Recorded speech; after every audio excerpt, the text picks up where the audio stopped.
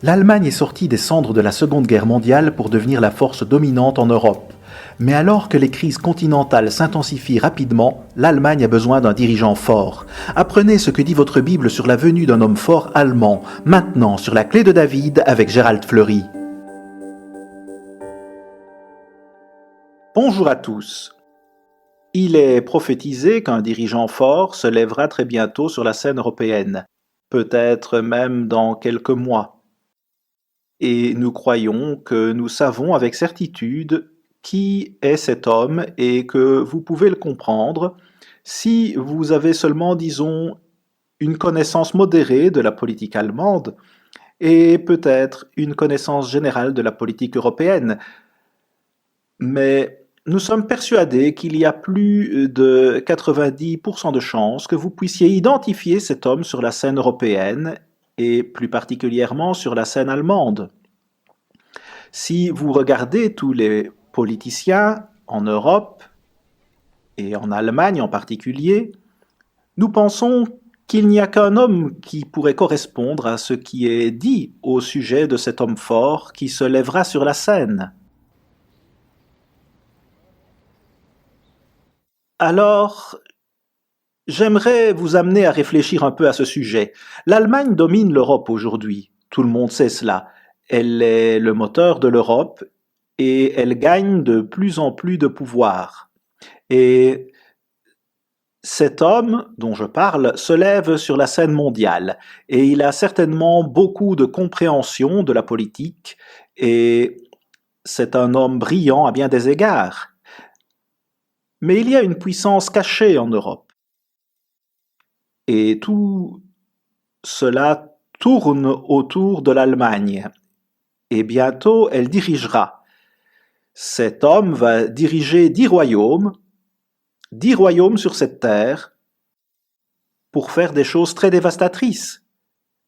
Mais juste après vient la plus puissante prophétie que vous puissiez entendre sur toutes ces violences et sur toutes ces guerres qui finiront pour toujours parce que Jésus-Christ va, disons, interagir avec cet homme et cette puissance et va les détruire à jamais. C'est ce qui arrive à grands pas. J'ai lu un article la semaine dernière où l'on disait qu'Israël a 6 sous-marins de fabrication allemande, dont certains, croit-on, peuvent embarquer des missiles de croisière Popeye Turbo qui peuvent transporter des ogives conventionnelles et des ogives nucléaires. Maintenant, pensez à cela. L'Allemagne, même si elle ne parle pas tellement de son armée, est un des principaux exportateurs d'armes au monde. Et voici encore qu'elle construit et vend des sous-marins qui ont des engins nucléaires ou peuvent en transporter. Et en grande partie, cela est caché à ce monde. J'ai déjà mentionné à maintes reprises que Winston Churchill et Franklin Roosevelt ont écrit un document après la Seconde Guerre mondiale. Voici ce qu'ils disaient.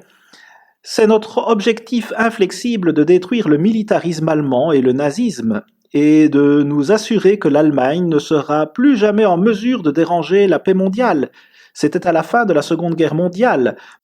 Non seulement le militarisme allemand n'a pas été détruit, mais de plus il est en train actuellement de s'exporter à d'autres nations. Quel danger y a-t-il à cela? En un sens, l'Allemagne a négligé sa propre armée, mais laissez-moi vous dire, cela pourrait changer du jour au lendemain. Et cela changera quand cet homme fort aura le contrôle de l'Allemagne. Cela va être une offensive militaire totalement différente de ce que vous voyez maintenant, c'est certain. Quand il gouvernera l'Allemagne, c'est ce qui va se passer. Donc, encore une fois, l'Allemagne est l'un des principaux exportateurs militaires au monde. Voici ce que Margaret Thatcher disait en 1995. Elle était Premier ministre de la Grande-Bretagne à l'époque et elle a dit « Vous n'avez pas ancré l'Allemagne à l'Europe, comme c'était planifié. Vous avez ancré l'Europe à une Allemagne nouvellement réunifiée et dominante. À la fin, mes amis, vous verrez que cela ne fonctionnera pas. Ainsi, l'Europe, a-t-elle dit, était ancrée à l'Allemagne. Cette nation à qui l'on avait dit qu'il ne lui serait plus permis de développer à nouveau le militarisme. Et maintenant, vous voyez le peuple britannique se retirer de l'Union européenne pour cette même raison. Il voit que l'Allemagne domine cette Union européenne et va dans une direction où le peuple britannique ne veut pas aller. Alors, où tout cela mène-t-il et que va-t-il se passer ici? Vraiment, vous devez comprendre que l'Allemagne a commencé la Première et la Seconde Guerre mondiale et qu'ils sont enclins à commencer des guerres et que cela a été ainsi tout au long de leur histoire. Nous pouvons vous le prouver et nous le faisons tout le temps pour beaucoup de gens. Les versets 4 et 9 de Daniel 12 parlent de ce livre comme étant un livre uniquement pour ce temps de la fin, qui n'a pu être compris pendant des années et qui est compris aujourd'hui. Il a été révélé et il contient une prophétie sur ce dirigeant fort. Après tout, pourquoi Dieu l'inspirait-il si ce n'est pas pour être accompli dans ce temps de la fin, le temps dans lequel nous vivons aujourd'hui? Mais cet homme va régner sur 10 royaumes en Europe, et Apocalypse 17 vous en dit long à ce sujet. Mais notez ce qui est dit au verset 23 de Daniel 8. Dans les derniers temps de leur royaume, quand le nombre des transgresseurs sera accompli, un roi à l'expression féroce et comprenant des phrases obscures se dressera. C'est dans les derniers temps, les temps dans lesquels nous vivons actuellement, mais vous devez le prouver pour vous-même. Ce sont des temps où le nombre des transgresseurs sera accompli. On a la technologie qui permet de faire proliférer toutes les saletés qu'on peut imaginer autour du monde, et chacun peut en apprendre beaucoup sur le mal auquel il ne devrait en aucun cas jamais être exposé. Mais voilà un homme qui va comprendre des phrases obscures. Qu'est-ce que cela veut dire? Et qu'est-ce que cela vous dit concernant cet homme? Eh bien, lisons un peu à son sujet afin que nous puissions mieux le comprendre. Vous pouvez trouver phrases obscures et phrases dont le nombre est 2420 dans la concordance Strong, et si vous voulez aller encore plus loin, vous pouvez voir ce qui est dit à ce sujet. En fait, on peut trouver les deux mots dans certains cas, et dans d'autres traductions, ces deux mots ne font qu'un. Mais dans le livre de la parole théologique de l'Ancien Testament, son nombre est 616a.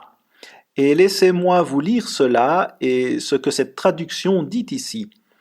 Cela vient du mot aïda, qui signifie énigme, difficile, question, parabole.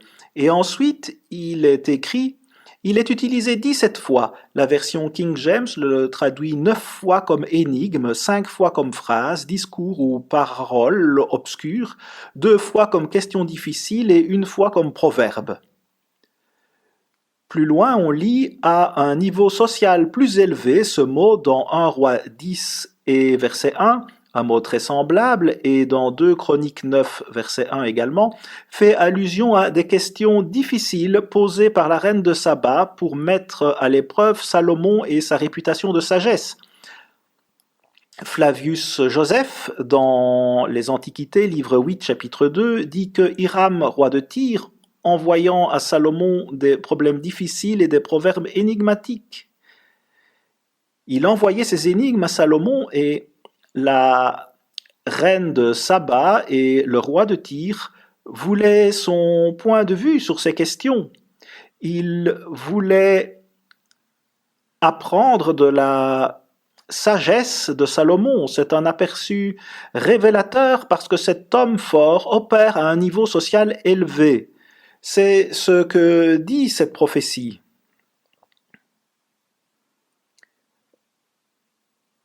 Vous ne voyez pas tellement de politiciens qui font cela et qui sont populaires pour ce qu'ils font. Cet homme est également une personnalité renommée. Vous pouvez dire cela grâce au contexte ici. Et de même, il répond aux questions difficiles. C'est un homme brillant.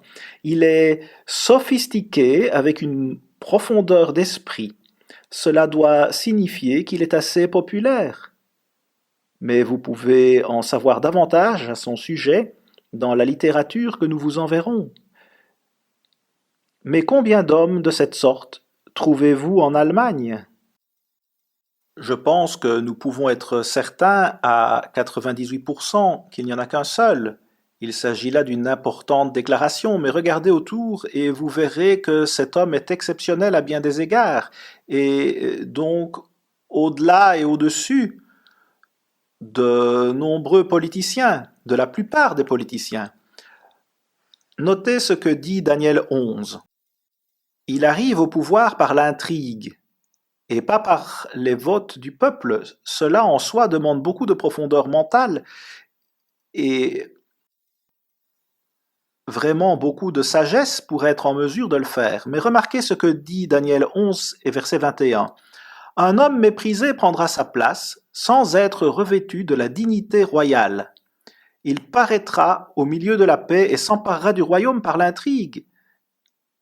Dieu le voit donc, mais pas comme les gens le voient. Il obtient réellement ce pouvoir et prend le contrôle de cette superpuissance européenne par l'intrigue. Il semble apparemment former une sorte de petite coalition et c'est ainsi qu'il prend le pouvoir. Je veux dire qu'il est exceptionnellement habile à l'intrigue. Vous devez être très intelligent pour pouvoir tromper les grands de ce monde par l'intrigue et il le fait magnifiquement. Adolf Hitler était certainement un homme doué d'une force mentale, mais il n'avait pas du tout cette habileté à tromper. Mais ici, il s'agit d'un nouveau type de dirigeant et il trompe les gens par l'intrigue.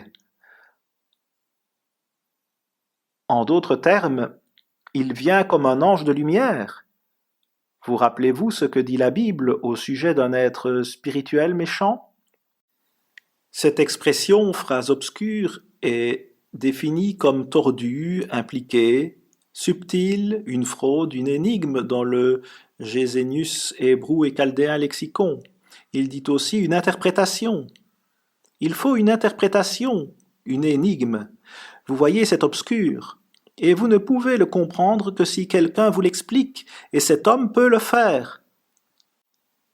Alors il se dresse tête et épaules au-dessus des autres politiciens. Et vous devez comprendre ce qui se passe dans la politique allemande et dans la politique européenne, tout au moins à un niveau modéré, et vous verrez de quoi je parle.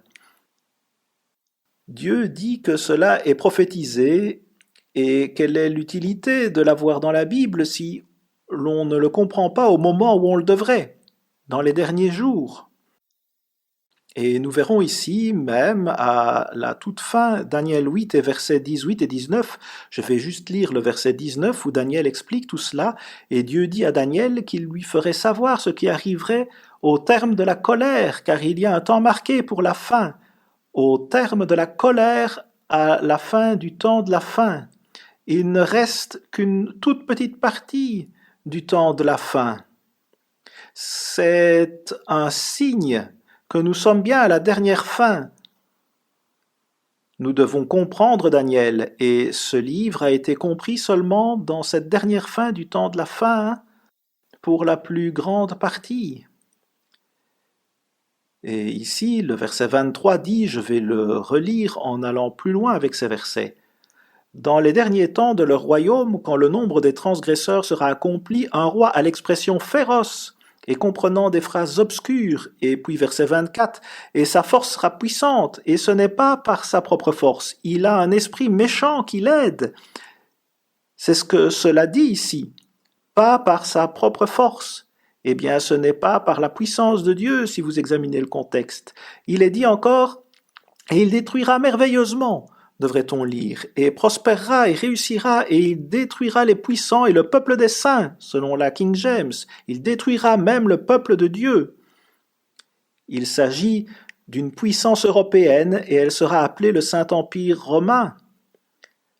Voici ce que Jamieson Fawcett Brown dit à ce sujet. C'est toute de la tromperie, dit-il. car quand ils lui eurent donné leur confiance, il tomba soudainement sur la ville et la frappa douloureusement et détruisit beaucoup de gens en Israël.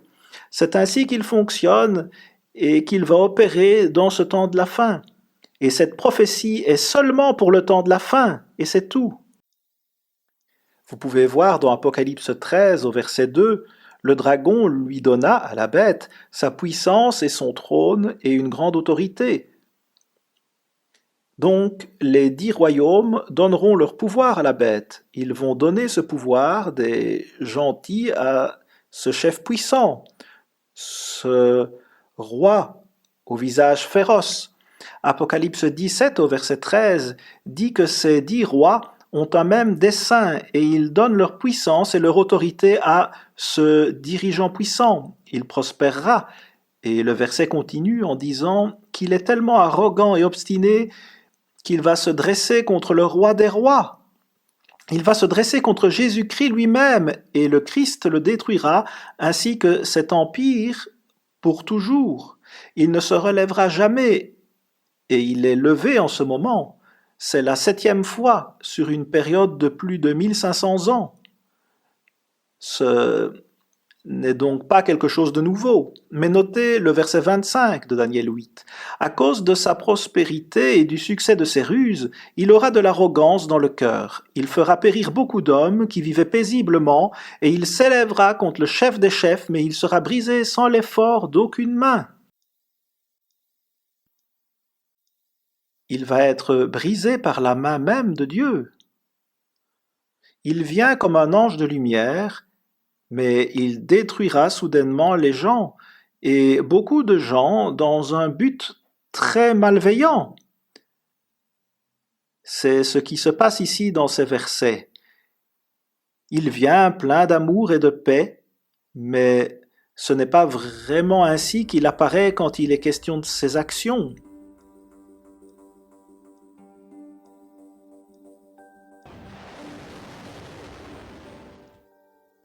Il est charismatique, cependant, au-delà des mots. Vous devez vraiment avoir beaucoup de charisme pour être en mesure de séduire les gens comme cela, et beaucoup de profondeur d'esprit, beaucoup de connaissances. Vous devez savoir que c'est sa politique, toujours de l'intrigue et de la ruse, et toujours de cette façon. Et il a cet esprit brillant qui doit certainement comprendre la technologie, la guerre cybernétique et la finance, tous ces domaines de connaissances nécessaires pour que ces choses fonctionnent. C'est vraiment un humain remarquable. Mais vous devez regarder ce qu'il va faire. Regardez ce qu'il fait et non ce qu'il dit.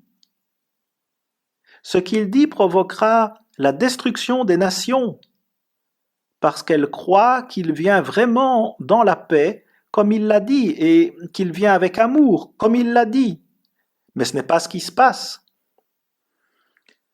Je dois vous dire que vous le souhaitiez ou pas, que cela me plaise ou pas, cela va vous inclure, et cela va m'inclure, cela va tous nous inclure dans ce monde occidental, et nous ferions mieux de comprendre ce que nous devons faire à ce sujet. Nous vous offrirons plusieurs pièces de littérature au sujet de cet homme fort de l'Europe dont parle la prophétie à la fin de cette émission, et vous pourrez comprendre ces choses beaucoup mieux. Mais la meilleure nouvelle, c'est qu'à la toute fin de cela, Jésus-Christ lui-même amènera la conclusion et détruira cet empire méchant et les autres empires tout aussi méchants qui combattront contre lui sur cette terre. Ils ne se soumettront pas à Dieu quand il reviendra des cieux. Ils vont combattre contre lui avec toute leur technologie sophistiquée et tout leur armement moderne. Ils penseront pouvoir vaincre Dieu qui vient du nord des cieux, une partie étonnante de l'univers. Vous pouvez constater que Angela Merkel a des problèmes de santé et qu'elle est un dirigeant faible dans ce moment. De toute façon, elle ne sera plus là dans pas très longtemps, et vous savez que laisser les Allemands avoir une armée faible ne serait pas apprécié par cet homme. Si vous voulez donc en savoir un peu plus sur la politique allemande, pourquoi ne pas vous pencher sur la politique et voir qui est maintenant le principal critique de Angela Merkel et de son échec à bâtir une armée puissante? Qu'est-ce que cet homme va faire quand il obtiendra le pouvoir, s'il l'obtient? Et en réalité, nous croyons vraiment qu'il l'obtiendra. Mais quand il aura ce pouvoir, cet homme fort aura le pouvoir. Ils auront une superpuissance presque du jour au lendemain. Après tout, la France leur a déjà offert dans le passé la possibilité de partager avec eux ses bombes nucléaires. Ils n'ont pas encore de bombes nucléaires que nous sachions, mais ils ont certainement quelques bombes atomiques que nous leur avons données et qu'ils ont encore. Ainsi, ils sont une puissance nucléaire même maintenant, bien que personne n'en parle. Ils ont des bombes que l'Amérique leur a données dans le passé et ils les ont encore et c'est vrai pour plusieurs pays européens. Regardez, vous devez garder à l'esprit que ces gens sont les plus grands exportateurs d'armements militaires en Europe et presque partout dans le monde. Voici une citation de notre article du 11 septembre 2019 à detrompette.com. La situation actuelle en Europe, y compris la crise des réfugiés et le chaos dans la politique allemande, offre probablement l'une des meilleures occasions qui soit pour qu'un nouveau dirigeant vienne au pouvoir par l'intrigue. La chancelière Merkel est sur la sortie et est maintenant un canard boiteux. Attendez-vous à des crises politiques et sociales en Allemagne et en Europe et à ce que le ressentiment et la colère du public s'intensifient. Nous avons un article L'Allemagne, un nouveau roi est imminent. Et nous vous le proposerons à la fin de cette émission et toute notre littérature est gratuite. Mais cette armée allemande plus faible est sur le point d'être redressée très très bientôt.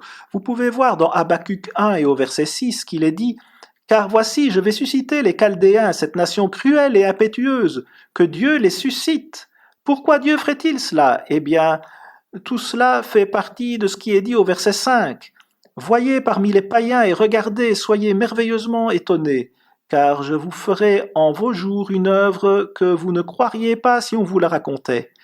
Tout cela est au cœur de miracles faits par Dieu lui-même. Voici une double merveille, un double miracle, juste avant que les Chaldéens soient élevés et ce conglomérat de 10 nations en Europe.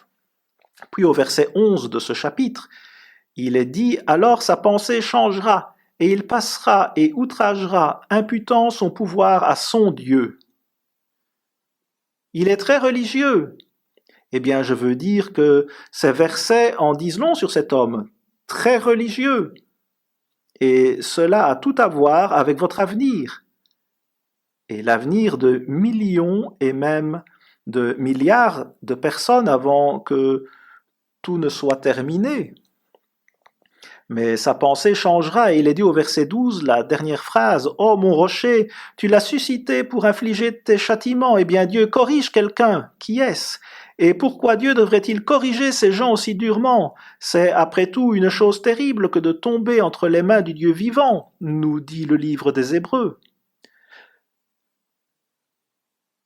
Remarquez le chapitre 2, verset 3. Il est écrit « Car la vision est encore pour un temps déterminé, mais à la fin elle parlera. » À la fin elle va parler. Cette vision va parler. Dieu va la mettre à la disposition de millions de personnes. Parce qu'il avertit toujours. Un Dieu d'amour avertit et essaye toujours de nous faire voir et comprendre cela, afin que nous n'ayons pas à vivre toute cette souffrance terrible juste avant la seconde venue de Jésus-Christ. Il y a un grand espoir, même si les gens ne se repentent pas maintenant. Il y a encore beaucoup d'espoir. Et il est dit au verset 8 du chapitre 2 qu'il a pillé beaucoup de nations. Et puis au verset 10, Dieu lui dit « En détruisant des peuples nombreux, et c'est contre toi-même que tu as péché. » Mais Notez ici au milieu qu'il y a une histoire et que cette nation d'Allemagne a une histoire qui a consisté à détruire beaucoup de nations. Mais ensuite, le verset 11 donne un grand espoir, car la pierre crie du milieu de la muraille et le bois qui lie la charpente lui répond, et une grande partie de cette double merveille est un nouveau trône de David et le trône même sur lequel s'assiera Jésus-Christ à son retour, et il gouvernera ce monde pour lui apporter paix et le bonheur et la joie éternellement. L'homme ne régnera plus jamais sur l'homme, il n'est pas capable de le faire, il a été inapte en essayant de le faire. Il aurait dû l'apprendre il y a 6000 ans, mais ce ne fut pas le cas. Alors Dieu lui enseigne une leçon de manière dure, mais bientôt Jésus-Christ sera là et il amènera la paix, la joie et le bonheur pour nous tous.